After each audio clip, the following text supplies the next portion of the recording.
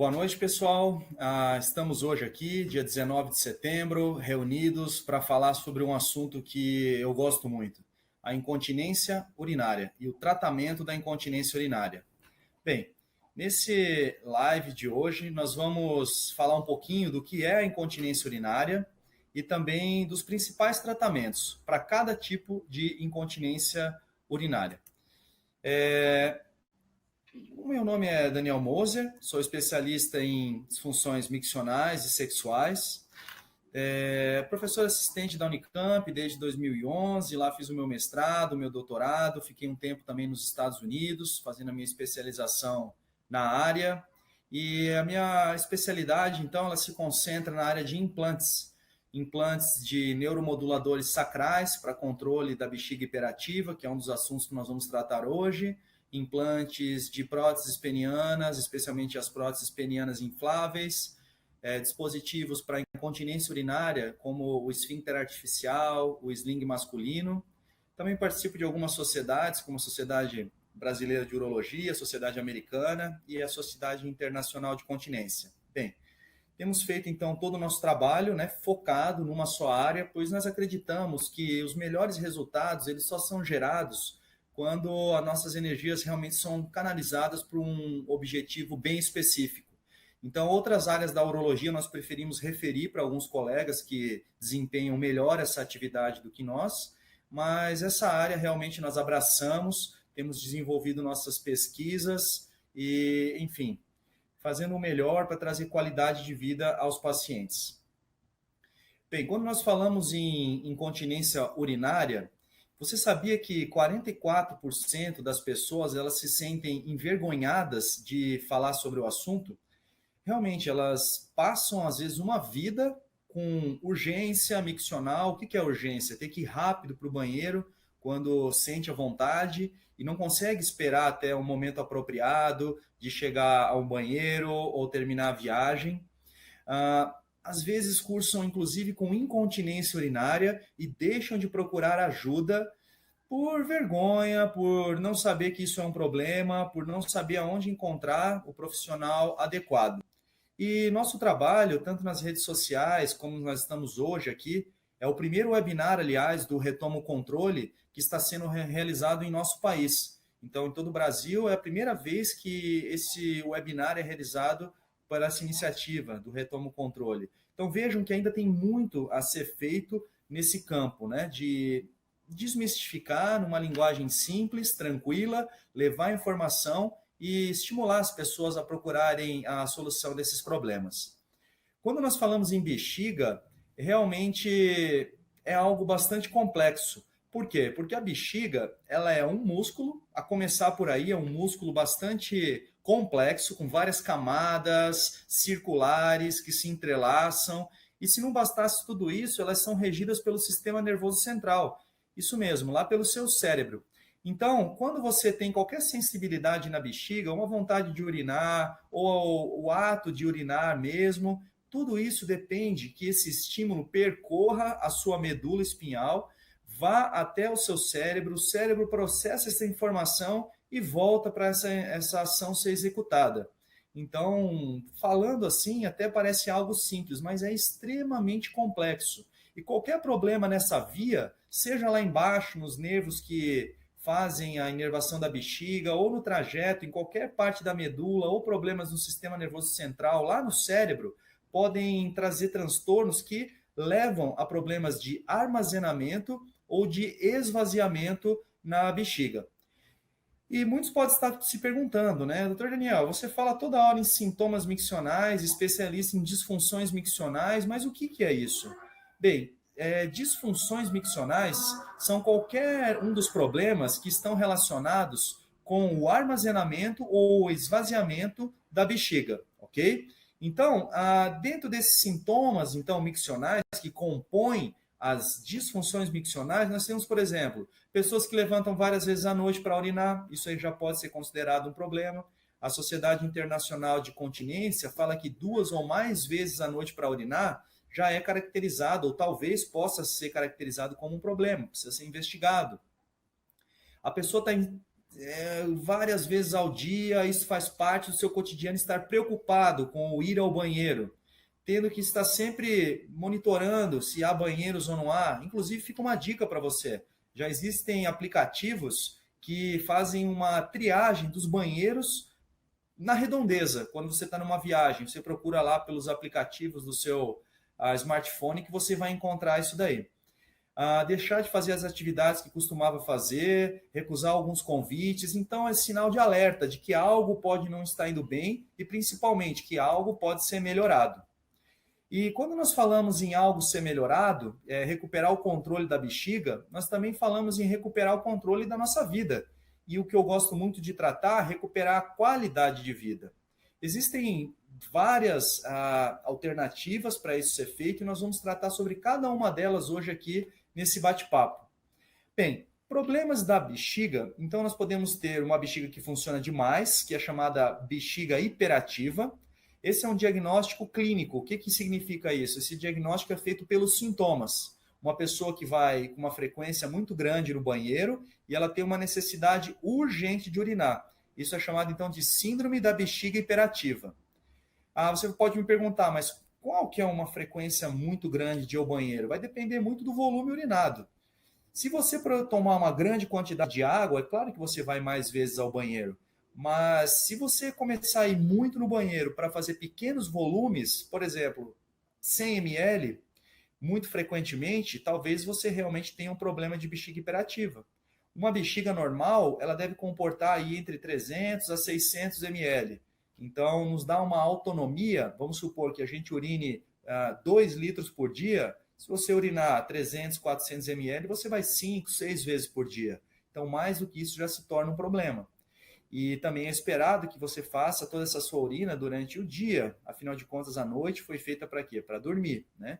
Então, foi um dos aspectos que eu falei lá no início. Levantar muitas vezes à noite, às vezes pode caracterizar um problema. O outro transtorno que a bexiga pode trazer à sua qualidade de vida é a retenção urinária. Pessoas que perdem a capacidade de contração da bexiga e não conseguem esvaziá-la adequadamente. E um terceiro aspecto que eu queria abordar é a incontinência urinária, que é chamada por estresse, mas não é aquele estresse de ficar nervoso, é uma incontinência urinária por esforço. Isso vem do inglês, né, stress, que quer dizer esforço. Então, está relacionado a alguns mecanismos que não são propriamente da bexiga, mas das estruturas que fazem a continência, que também são chamados de esfíncter. Eu vou mostrar um pouquinho para você sobre isso também. Bem, a retenção urinária, como eu já falei, é essa dificuldade para esvaziar. Aqui tem uma foto do homem na imagem, porque é mais comum no homem. Por quê? Porque o homem tem a próstata. E a próstata, quando nós vamos envelhecendo, ela sofre um aumento e isso pode causar o quê? Uma dificuldade para esvaziar a sua bexiga. Eu gosto sempre de salientar que os sintomas urinários do homem, eles não têm obrigatoriamente uma relação com câncer de próstata, tá bom? Então tem uma diferença bem importante. Câncer de próstata é câncer de próstata. A gente detecta por um PSA aumentado ou por um toque retal que tem uma próstata endurecida. E aumento benigno da próstata, sim, que causa essas dificuldades urinárias, é como o nome fala, benigno. É claro que você pode ter os dois simultaneamente, mas são duas doenças completamente separadas, tá bom? Então, a próstata, como eu falei, pode ser um fator que leva à obstrução, à retenção urinária. E antigamente achava-se que era só a próstata que causava essa obstrução. Mas os estudos evoluíram e começaram-se a ver que também a bexiga pode ser um responsável. Por quê? Envelhecimento vesical. Sim, a nossa bexiga também fica velha, assim como nós envelhecemos. E esse envelhecimento vesical pode levar à perda da contratilidade da bexiga. Existem algumas outras causas que não são bem elucidadas, não são bem esclarecidas, que também deixam a bexiga com um poder de contração fraco. E sim, existem terapias hoje que podem ajudar na solução dos problemas. Vamos apresentar então os tipos, né, agora de incontinência urinária, e depois nós vamos falar dos tratamentos. A incontinência urinária, então, por esforço, tá? Eu prefiro esse nome. É aquela quando você faz pequenos esforços, tosse, espirra e acaba perdendo urina. Isso aí pode acontecer após, por exemplo, cirurgias, pacientes que vão envelhecendo e vão perdendo a força de contração desse esfíncter, tá? Que é a válvula que segura a urina. Idade mesmo, né? Como eu falei, o envelhecimento, que vão perdendo as estruturas colágenas que dão a sustentação e acabam levando à incontinência urinária. E temos também, além da incontinência de esforço, aquela sim que é o fator da bexiga, a bexiga hiperativa. Então vamos lá. Falando agora tanto para mulheres como para homens, porque isso pode acontecer em ambos os grupos. Quando nós temos uma incontinência urinária, nós temos que descartar se o fator é da bexiga, que está contraindo em hora inapropriada e está levando à expulsão de urina involuntária, ou se é por esse esfíncter que não está funcionando. Existem formas de detectar isso. Primeiro é a história clínica, você pode facilmente, num teste, num consultório, descobrir isso daí.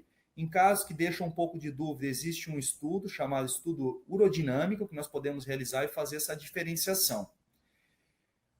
O tratamento da incontinência urinária de esforço, normalmente ela pode ser feito com fisioterapia, reforço dessa musculatura que dá a sustentação, ou através de uma pequena cirurgia chamada sling, uma cirurgia bem tranquila de ser realizada.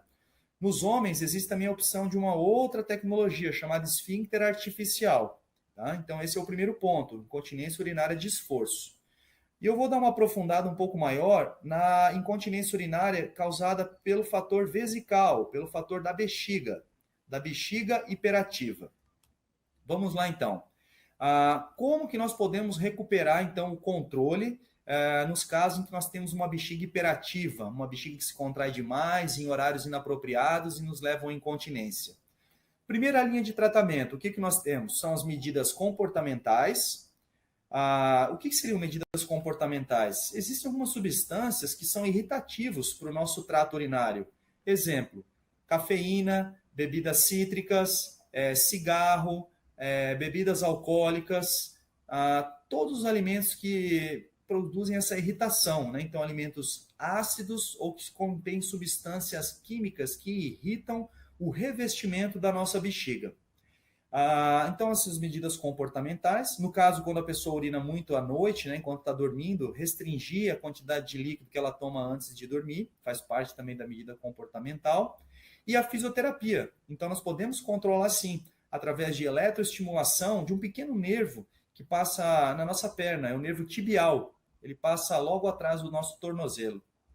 Então, essas são as primeiras linhas de tratamento. E os absorventes, claro, para conter essa incontinência, enquanto que uma solução mais apropriada não é atingida. Como segunda linha de tratamento, nós temos os medicamentos. São amplamente utilizados, tá? Existem duas classes hoje de medicamentos principais, os antimuscarínicos e os beta-3 agonistas. Tá? Eu não posso falar aqui os nomes comerciais, né? Mas são as classes medicamentosas que existem disponíveis para você estar utilizando. O seu médico pode facilmente explicar para você sobre esses remédios. O grande ponto dos medicamentos para bexiga hiperativa são os efeitos colaterais. Os antimuscarínicos e mesmo os beta-3 agonistas, eles costumam dar efeitos como boca seca, porque eles agem, né, também não só nas terminações da bexiga, mas nesses receptores que existem em outras partes do nosso corpo. Então, boca seca, a nossa visão também pode ser afetada, tá? Com ressecamento da nossa visão. Isso aí acaba dando uma visão um pouco embaralhada, turva. Pode também, alguns deles, dar um pouco de distúrbio cognitivo, ou seja, confusão mental, especialmente nos idosos. E constipação intestinal, deixar o seu intestino um pouquinho preso. Para isso, existem outras alternativas. E quando nós utilizamos as outras alternativas, que são as terceiras linhas de tratamento, quando os medicamentos não funcionam, quando os efeitos colaterais não são tolerados, e tem uma terceira indicação, para pular para a terceira linha, que é até pouco falado, mas é quando o paciente realmente não deseja tomar o medicamento todos os dias. Então, isso realmente, de fato, é uma indicação para nós evoluirmos na nossa terapia, dar mais liberdade ao paciente. Tá?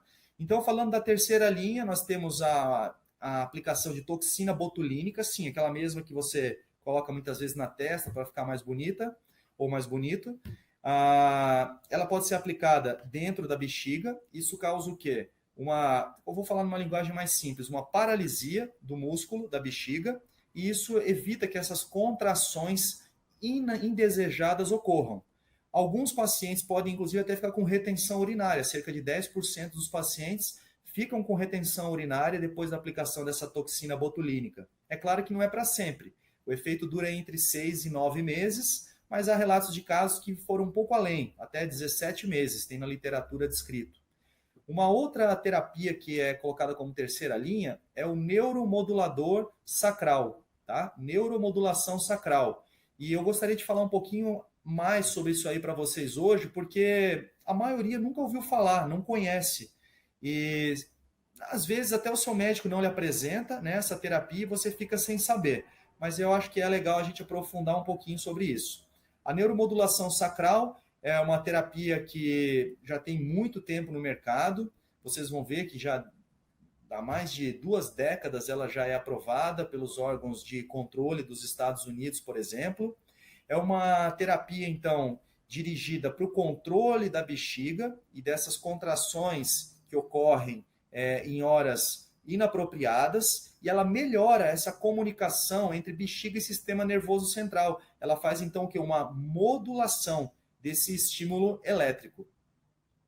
Quem que é candidato? Eu já falei para vocês, aqueles que não respondem à terapia medicamentosa, aqueles que têm efeitos colaterais que não permitem que a pessoa continue usando os remédios, ou a pessoa que também não quer mais tomar o remédio, que é uma solução mais definitiva para o seu próprio problema, né? É claro que a pessoa tem que ter uma destreza manual para acionar, mas é muito simples, é um controle remoto que vai aumentar ou diminuir a intensidade. Então, é uma terapia bastante tranquila, como nós vamos ver aqui nas próximas imagens. O interessante da neuromodulação sacral é que ela pode ser feita uma fase de teste antes do implante definitivo. O que isso significa? Você faz o implante do gerador, do eletrodo, tá? O eletrodo é uma pequena haste metálica que ela fica direto em contato com as raízes nervosas que inervam a sua bexiga. E nós deixamos um gerador externo por até 2 semanas para ver se o paciente tem uma boa resposta. Havendo uma boa resposta, nós voltamos para um segundo procedimento. Ambos são com anestesia local e o paciente não precisa ficar internado, vai embora para casa logo após a realização. E nesse segundo procedimento, nós implantamos então um gerador de energia, que é como se fosse um marca-passo. Só que ele não fica no peito como um marca-passo cardíaco, ele fica aqui no dorso, tá? Nas costas. Depois de implantado, nas primeiras semanas, a pessoa ainda percebe, né, que tem um implante, algo novo no seu organismo, mas depois de um certo tempo ele se incorpora perfeitamente e você tem uma vida normal, sem restrições com esse implante. Tá? Então costuma ser bastante bem tolerado. Como qualquer implante, tem algum risco, né, de infecção, mas isso aí é bastante contornado, bem contornado, com antibióticos e todo o cuidado pré-operatório, intraoperatório durante, né, o procedimento e pós-operatório do implante. Tá? Então, podemos falar para vocês que realmente é uma terapia bastante segura e os riscos são bastante pequenos. Muitos perguntam se eu tenho algum risco de afetar alguma parte neurológica, a ficar com alguma sequela permanente. Não, isso aí não ocorre. Se você não se adaptar bem com a fase 1, a gente vai lá e tira esse eletrodo e a gente tenta outras alternativas, às vezes um pouco mais invasivas, tá bom? Então, em linhas gerais, seria isso. Como eu falei, já desde 97 aprovada pelos órgãos americanos, que é chamado FDA, quem faz o controle lá. Na Europa, desde 94, são mais de 150 mil implantes realizados em todo o mundo. É um método bastante seguro e tem inúmeras publicações sobre isso. Há uns mais ou menos 20 dias, 25 dias, eu estive na Filadélfia, no Congresso da Sociedade Internacional de Continência. E eu queria compartilhar com vocês essa experiência que eu tive lá.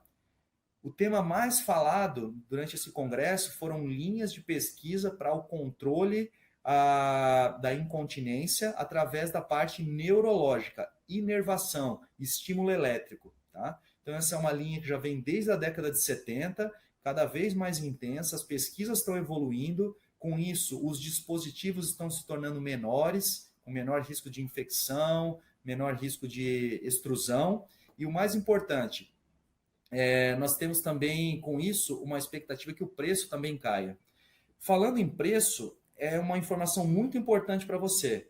Esse dispositivo de neuromodulação sacral para bexiga hiperativa, que não responde às medicações, que não responde à terapia com fisioterapia, ele é disponível já pelo seu convênio. Então, às vezes você está pensando, essa é uma terapia totalmente fora da minha realidade. Não, ele já é aprovado, já faz parte do rol da ANS, e você precisa procurar um de nós, médicos que têm esse conhecimento por implante. Você pode fazer isso através do seu médico mesmo, né? Nós temos hoje, além de receber os pacientes referenciados aqui para o nosso consultório, um programa nacional de preceptoria em cirurgias urológicas, especialmente aí em disfunções miccionais e sexuais, que nós rodamos o Brasil.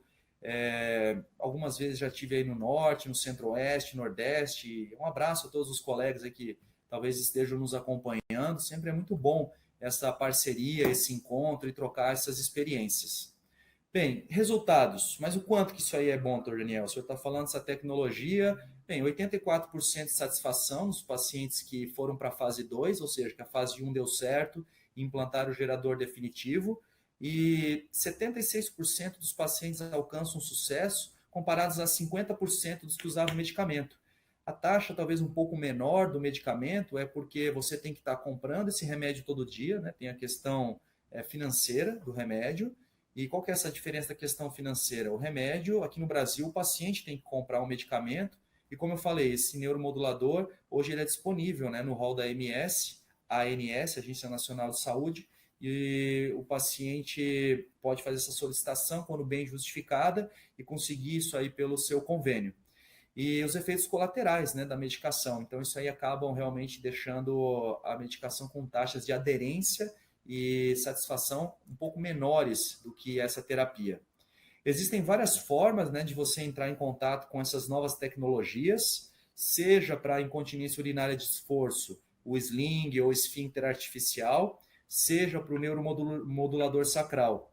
Então, existe já um canal que você pode acessar aí mesmo da sua casa, é o www.retomaocontrole, tudo junto.com, e lá você pode encontrar vídeos sobre a terapia, buscar médicos especializados próximos aí ao seu local, ou até mesmo encontrar pessoas, né, que já tiveram esse implante, tirar algumas dúvidas, enfim.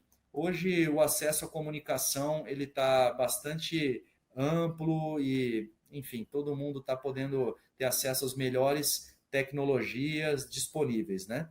Bem, o objetivo, como eu falei no início desse webinar, é trazer informação científica, tá, de qualidade, informação científica respaldada. As nossas pesquisas são realizadas, aí, como eu falei, desde 2011, numa instituição bastante sólida, a Unicamp. Nós temos a oportunidade de compartilhar esse conhecimento com os nossos residentes, em congressos nacionais, internacionais, com outros colegas, e é um constante aprendizado. Cada caso, cada paciente é um aprendizado, são lutas, desafios. É claro que nós sabemos dos nossos limites, né? Todo o poder e todo o controle de tudo está realmente nas mãos de Deus. Nós somos meros mortais, mas que nos empenhamos aí ao máximo para trazer a qualidade de vida aos pacientes que sofrem desse problema. Temos também os nossos canais nas redes sociais, Dr.Daniel, tracinho, né, underline, Dr.Daniel_Moser. Você pode acompanhar lá vídeos sobre a terapia, atualizações, mandar suas perguntas, também aqui através do canal www.retomaocontrole.com. Você pode mandar suas perguntas, a nossa equipe vai estar apta a responder. E, enfim, foi uma grande satisfação estar aqui em contato com vocês nesse webinar. Repito, o primeiro webinar do Retoma o Controle realizado no Brasil, tá? Voltado para a disseminação desse conteúdo, e nós esperamos que muitas pessoas sejam atingidas, seja você que está assistindo esse webinar ou alguém que você conhece que está com esse problema, porque nós realmente ficamos muito tristes quando uma pessoa fica 3, 4, 5 anos rodando, buscando uma solução, e quando ela poderia ter essa solução muito rápido. Então, vamos encerrar então essa transmissão. Os canais então continuam aí abertos para as dúvidas, e eu espero revê-los num próximo encontro o quanto antes. Um abraço a todos vocês, tenham uma ótima noite e uma semana aí muito abençoada.